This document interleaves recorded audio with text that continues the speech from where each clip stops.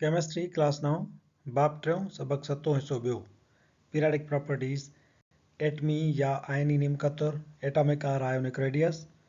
आहियां केमिस्ट्री जो उस्ताद नजूला चन्ना खे सिंध स्कूल में भलीकार। असांजे अॼोके लेक्चर जो मौज़ू आहे पीरियडिक प्रॉपर्टीज़ में एटमी या आयनी निमकतुर। नंबर ॿियों करे असां हिनखे लिखियो आहे छो त हिन जो नंबर पहिरियों हिस्सो असां अॻु पढ़ी आया हुआसीं। हाणे वरी ॿियो लेक्चर बि हिन ते ई आहे त एटॉमिक आर आयोनिक रेडियस छा आहे, उन जो पीरियडनि में जेको ट्रेंड आहे उहो कहिड़ो आहे।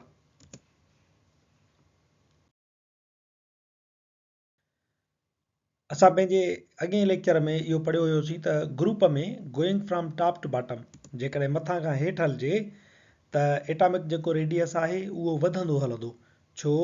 Due to increasing number of shells. त हेठि हलण सां छा थींदो आहे, शेल्स जो इज़ाफ़ो थींदो वेंदो आहे। हीअ नंबर पहिरें पीरियड में आहे, हीअं पीरियड असां काउंट कंदा आहियूं। हीअ पहिरें पीरियड में आहे त हाइड्रोजन में हिकिड़ो शेल आहे, ॿिएं पीरियड में लिथियम आहे त हुन में 2 शेल थी विया, टें पीरियड में सोडियम आहे त 3 शेल थी वियसि, चौथे पीरियड में पोटेशियम आहे त 4 शेल थी वियसि। हेठि हलंदा ईंदासीं त ॾिसो उन जो जेको एटम जी साइज़ आहे उहा वधंदी थी वञे। हाणे एटम जी साइज़ जो वधंदी थी वञे त हुनजो निमकतुर बि वधंदो थो वञे। लिथियम जो हिन मर्कज़ खां हेसि ताईं मुफ़ासिलो तव्हां मापियोसि, पर सोडियम जो हितां 3 शेल ताईं मापींदो, छो त हुनजा टोटल जेके 3 शेल हूंदा आहिनि। तंहिंजे करे हेठि हलण सां छा थींदो आहे, नंबर ऑफ इलेक्ट्रॉनिक शेल्स उहे वधंदा वेंदा आहिनि। ऐं नंबर ॿियों, valence electrons held less strongly to the nucleus. जेकी आख़िरी इलेक्ट्रॉन हूंदा आहिनि उहे मर्कज़ सां मज़बूती सां न आहिनि चोटियल हूंदा। With addition of repulsion of electrons in the electronic shells. Electronic shells में छा थींदो आहे, इलेक्ट्रॉननि जी रिपल्शन हिक ॿिए खे जेको धिको ॾींदा आहिनि उहो वधंदो वेंदो आहे। लिथियम में इलेक्ट्रॉन थोरा आहिनि, तंहिंजे करे उहे हिक ॿिए खे घटि रिपेल था कनि, पर सोडियम में इलेक्ट्रॉन घणा आहिनि, तंहिंजे करे साॻी चार्ज वारा जेके ज़रड़ा हूंदा आहिनि हिक ॿिए खे रिपेल कंदा आहिनि। तंहिंजे करे हिकु त शेल वधियो, ॿियो वरी रिपल्शन वधी त एटम जेको आहे उहो अञा थोरो पकेड़ खाईंदो। ॿियो इहो हुयो त हेठि हलण सां एटॉमिक रेडियस इंक्रीज़ थींदो वेंदो आहे। इहो जेको एटॉमिक निमकतुर आहे उहो हेठि हलण सां वधंदो वञे थो ऐं साइज़ जेका आहे एटम जी उहा पिणु वधंदी वेंदी आहे।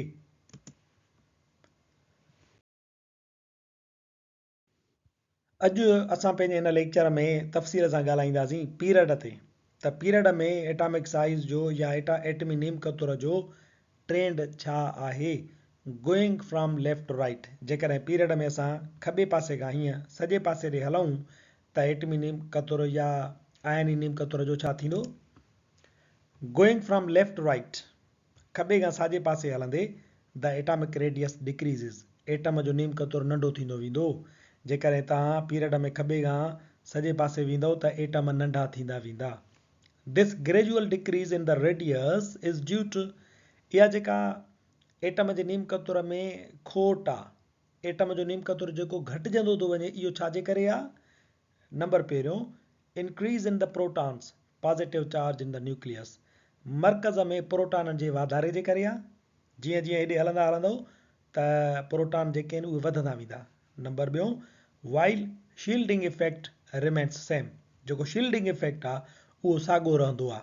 मिसाल जे तौर ते जेको असांजो ॿियों पीरियड आहे उन में हिकिड़ो आहे लिथियम ऐं उन खां पोइ आहे बेरिलियम। हाणे लिथियम 3 नंबर ते आहे, उन खां पोइ वरी पहिरियों बेरिलियम आहे। लिथियम जो एटम ॾिसूं असां त 3 नंबर ते आहे त हुनजा 3 इलेक्ट्रॉन आहिनि, 3 इलेक्ट्रॉन आहिनि त हिन में 3 प्रोटॉन हूंदा।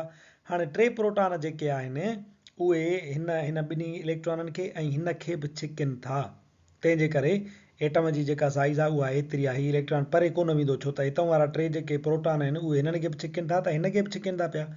हाणे इन लिथियम खां थोरो अॻिते अचूं, सॼे पासे अचूं, चऊं था न त लेफ्ट राइट, खॿे खां सॼे पासे हलो। हाणे जीअं बेरिलियम ते आयासीं त बेरिलियम जे एटम जो आहे 4 नंबर, त हुन में 4 इलेक्ट्रॉन हूंदा, 2 शेल पहिरें, 2 इलेक्ट्रॉन पहिरें शेल में ऐं वरी ॿिया जेके 2 इलेक्ट्रॉन आहिनि उहे ॿिएं शेल में।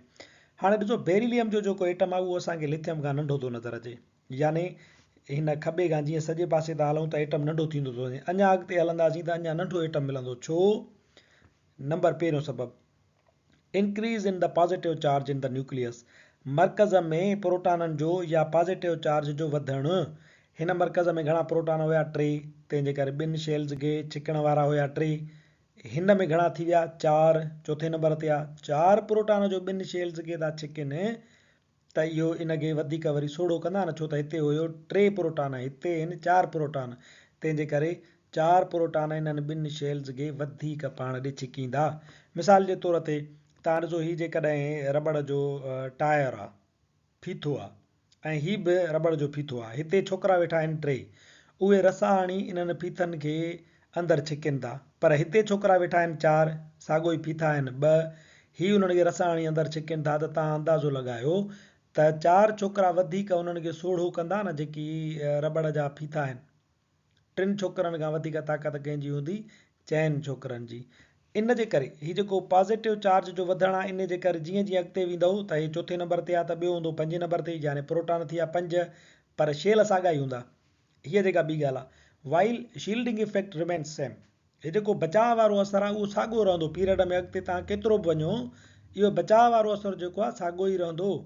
लिथियम में इहो बचाव वारो असरु, हे 2 इलेक्ट्रॉन आहिनि, बेरिलियम में बि बचाव वारो असरु, इहे 2 इलेक्ट्रॉन आहिनि, पर अॻिते ईंदव बोरान 5 नंबर ते, त उन में बि बचाव वारो असरु इहे 2 इलेक्ट्रॉन कंदा, 3 इलेक्ट्रॉन हिन में अची करे पवंदो। सो इन जे करे जीअं जीअं तव्हां खॿे खां सॼे पासे हलंदा वेंदव, त एटम जो नीम कतुर घटिजंदो वेंदो।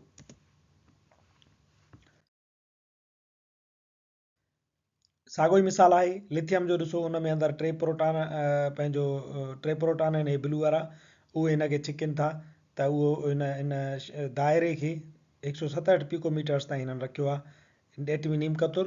पर वरी जेकॾहिं बेरिलियम खे ॾिसो त उनजो एटमी नीम कतुर अञा नंढिड़ो थी वियो, 112 पिकोमीटर्स, छो त उन में अंदरि प्रोटॉन जेके आहिनि उहे शेल्स खे छिकण वारा घणा आहिनि। ग्रुप पीरियड में जेकॾहिं तव्हां हिननि एटॉमिक रेडियस खे ॾिसो, त हे लिथियम आहे, उन खां ॾिसो बेरिलियम नंढो आहे, अञा अॻिते था हलूं बोरान नंढो आहे, अञा अॻिते था हलूं कार्बन नंढो आहे, अञा अॻिते हलंदो नाइट्रोजन नंढो आहे, अञा अॻिते हलंदो, हे साॻियो ई पीरियड आहे 2 नंबर। फ्लोरीन अञा नंढड़ो आहे, छो त नंबर ऑफ प्रोटॉन्स इंक्रीज़ था थियनि। लिथियम में घणा प्रोटॉन आहिनि? 3, ॿिनि शेल्स खे छिकण वारा प्रोटॉन घणा आहिनि? 3। बेरिलियम में अंदरि प्रोटॉन घणा आहिनि? 4, हिननि ॿिन्ही खे उहे अंदरि था छिकनि। बोरान में थी विया 5, कार्बन में थी विया 6। इन जे करे जीअं जीअं हेॾे वेंदव त एटम जो नीम कतुर या एटम जी साइज़ नंढी थींदी वेंदी। पिकोमीटर्स में जेकॾहिं ॾिसो त लिथियम जो एटॉमिक रेडाई आहे 152, बेरिलियम जो थी वियो 113, बोरान जो 88, कार्बन जो 77, नाइट्रोजन जो 75। हेॾे जीअं जीअं वञूं था त एटमी नीम कतुर घटिजंदो वञे थो।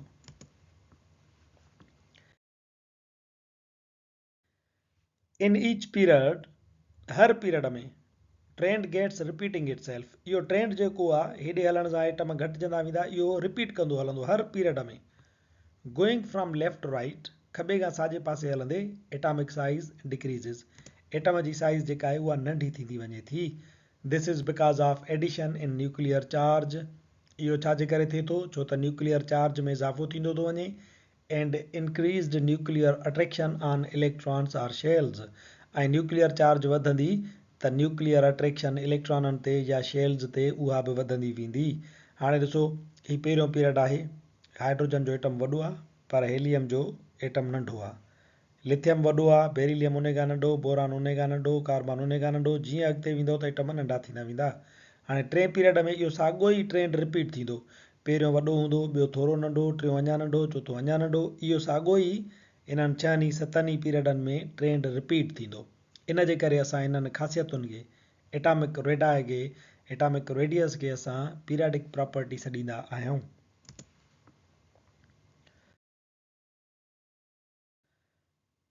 नंबर ॿियों आहे ionic radius, आयनी Neem कतुर।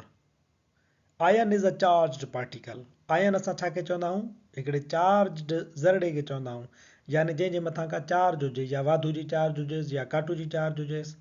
If electron is removed, जेकॾहिं कंहिं एटम खां इलेक्ट्रॉन खसिजी वञे थो, अ पॉजिटिव आयन इज़ प्रोड्यूस्ड, हिकिड़ी वाधू आयन ठही पवंदी, दैट्स कॉल्ड एज केटायन, जंहिंखे असां केटायन चवंदा आहियूं। मिसाल जे तौर ते लिथियम जो एटम आहे, हीउ न्यूट्रल एटम आहे, हिन खे असां आयन नथा चऊं। पर जेॾी महिल जो लिथियम खां इलेक्ट्रॉन खसिजी वियो, हे ॿाहिरियों जेको इलेक्ट्रॉन अथसि इहो खसिजी वियुसि, धार करे छॾियोसींसि, त लिथियम जे मथां वाधू जी चार्ज अची वेंदी, इन खे चइबो केटायन। हाणे असां चऊं था त केटायन जेको आहे उन जो रेडियस छा थींदो आहे एटम जे मुक़ाबले में? केटायन जो रेडियस छा थींदो आहे? Cation is similar than a neutral atom, cation हमेशह पंहिंजे न्यूट्रल एटम खां नंढी थींदी आहे। छो त ॾिसो लिथियम में हीउ जेको इलेक्ट्रॉन ॿाहिरि मौजूदु आहे इन जे करे हिन एटम जो पंहिंजी साइज़ वॾी हुई, पर छा थियो जेॾी महिल जो हुनखां इलेक्ट्रॉन खसियोसीं त ॿाहिरियों शेल हुनजो ख़तमु थी वियो। हाणे हुनजो हितां खां मुफ़ासिलो हेसी ताईं मापींदासीं त इहो नंढिड़ो हूंदो। लिथियम एटम वॾो हूंदो, पर लिथियम जेका आयन आहे उहा नंढी थींदी आहे। तंहिंजे करे यादि रखणु घुरिजे त केटायन यानी जॾहिं बि कंहिं एटम खां इलेक्ट्रॉन खसिजी वञनि त उहो नंढो थी वेंदो। Cation is smaller than a neutral atom. Cation हमेशह पंहिंजे न्यूट्रल एटम खां नंढी थींदी आहे।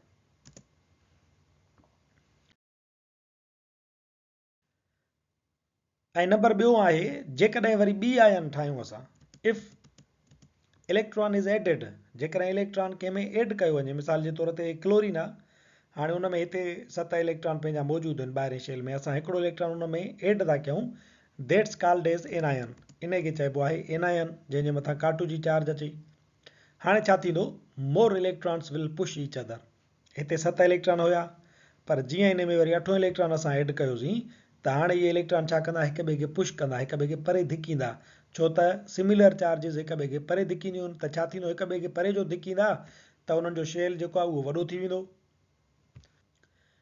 शेल जो वॾो थी वेंदो त एटम जेको आहे एनायन जेका आहे काटू चार्ज वारी जेका आयन आहे उहा वधीक जॻह विलारींदी पंहिंजे न्यूट्रल एटम खां। त असां ही था चऊं त anion is always bigger than a neutral atom. Anion जेका थींदी आहे उहा वरी पंहिंजे न्यूट्रल एटम खां सदाईं वॾी थींदी आहे।